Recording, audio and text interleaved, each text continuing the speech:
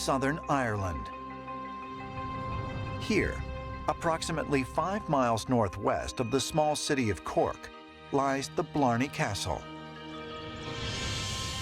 Built more than 500 years ago, this nearly 90-foot-tall fortress houses the world-famous Blarney Stone, a relic that more than 300,000 people come to kiss each year.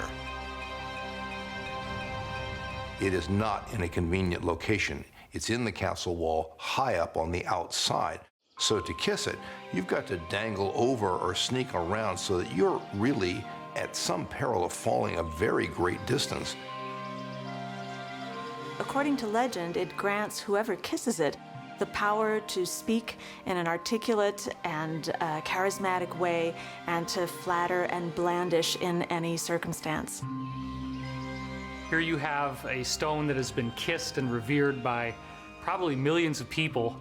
Blarney is the gift of gab, and so the idea is that somehow kissing this stone gives you the ability to talk better or to somehow amplify your verbal prowess. Composed of a single block of bluestone, the same material used at Stonehenge, this stone relic's magical powers are widely renowned. But could a stone really have such power? One that could actually affect an individual's power of speech? And the story is in the 15th century, Cormac McCarthy had a court case coming up, and he was concerned about this and called upon the goddess Cleana, the queen of the banshees, to help him find the right words and present a good case. She did. She said, listen, on your way to court, kiss the first stone you see and you'll be eloquent. You'll find the words. And he did this. He went to court. He was very persuasive and won his case. On his way home, he picked up that rock and carried it back and had his workmen fashion it into a stone and set it into the wall of his castle, where it is still to be found. When you look at Irish mythology as a whole, it starts to become pretty obvious that these people, such as Cleana, were not ordinary earthborn humans, but were in fact most likely extraterrestrial humans who came to the Earth and shared their technology. And Blarney, being the gift of gab, the gift of talking more eloquently, is something that may have been impregnated into the stone by an extraterrestrial technology using energetic means that we're not now aware of. Is it possible, as ancient astronaut theorists suggest, that the Blarney Stone is actually evidence of some ancient and otherworldly power? Technology that helps to prove that ancient man was in direct contact with highly developed beings from another part of the galaxy. If so, might the character known in Irish folklore as the goddess Cleana actually have been a celestial traveler? Perhaps more clues can be found by investigating another mysterious stone relic, located just 160 miles away. County Meath, Ireland. On top of this mound, known as the Hill of Tara, lies the Leah Fall, or Stone of Destiny. One of 4 magical treasures said to have been brought to Ireland by mythical deities called the Tuatha De Danann. The Leah Fall was a stone that was considered magical. All of the kings of Ireland up until the 5th century of the Common Era were said to have been crowned on this. It seemed to know who the true king was. They say if the true king put his feet up on it, it would roar with delight. It also had the power to give strength to the leader to help him solidify his rule, and in some cases to heal if that was necessary. To mainstream scientists and archaeologists, this stone relic represents nothing more than the coronation stone of Ireland's ancient kings. But according to Irish mythology, the Hill of Tara was also a sacred dwelling place for the gods. The Hill of Tara is a mound, and like many mounds in Ireland, like many of these Sidhe mounds, it is allegedly the entrance to the realm of the Sidhe, or these otherworldly people. The word Sidhe means both the people themselves, the otherworldly people, and the mounds in which they are said to dwell. And the Hill of Tara is allegedly an entrance to the otherworld. The Hill of Tara is considered the sacred center of Ireland. The kings ruled from there for many centuries in ancient and in early history. And this was considered a sacred portal to another dimension, to the other world. So it had more than the authority of kingship, it had the authority of the supernatural. In Irish mythology, the Tuatha De Danann were gods who had magical powers. They arrived from the lands of the West, these mythical lands of the gods. They were said to come in these dark clouds, which then landed in the mountains of Ireland. And when they came, there were 3 nights and 3 days of darkness.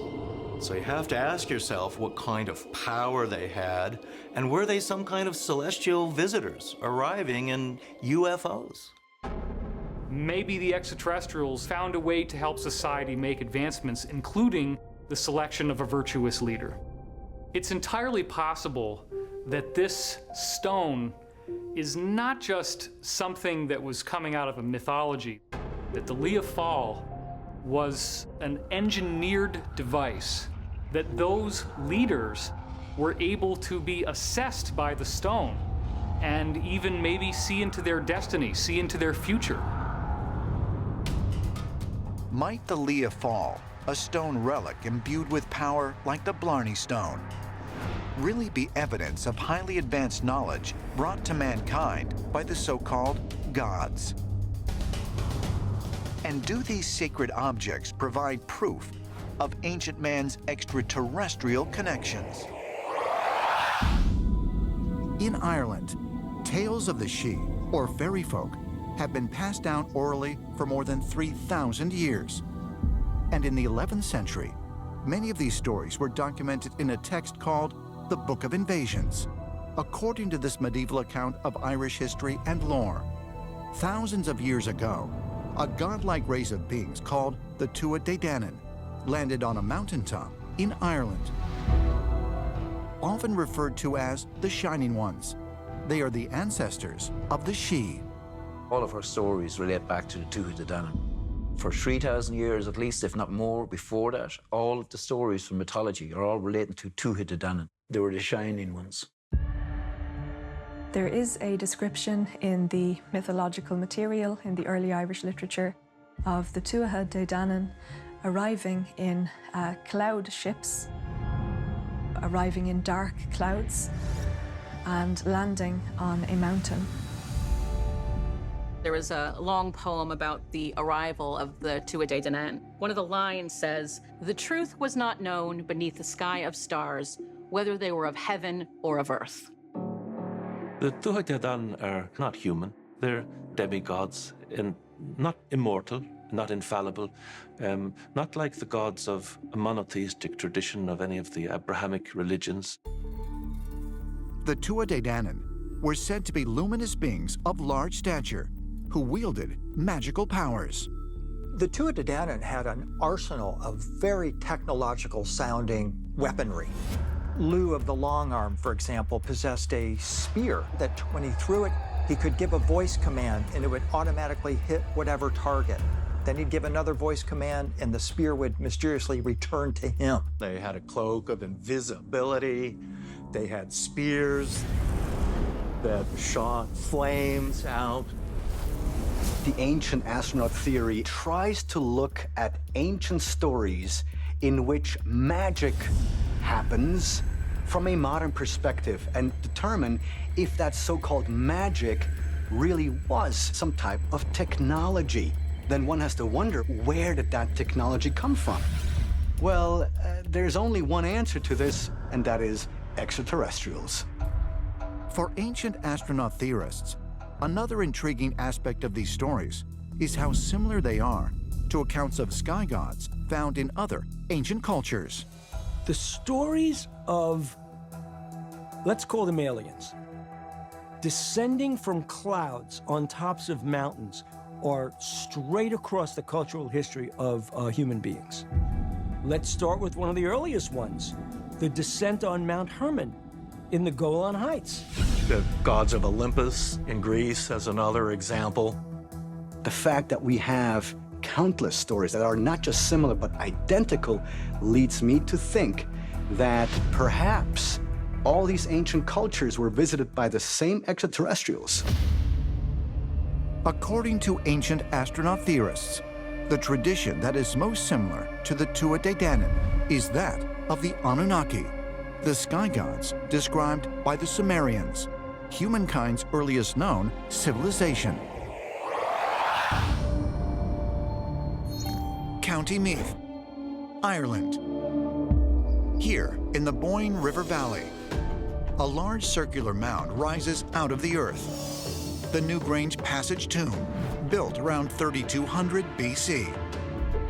It was constructed with over 200,000 tons of stone quarried 75 miles away and contains one passageway that leads to a centralized chamber.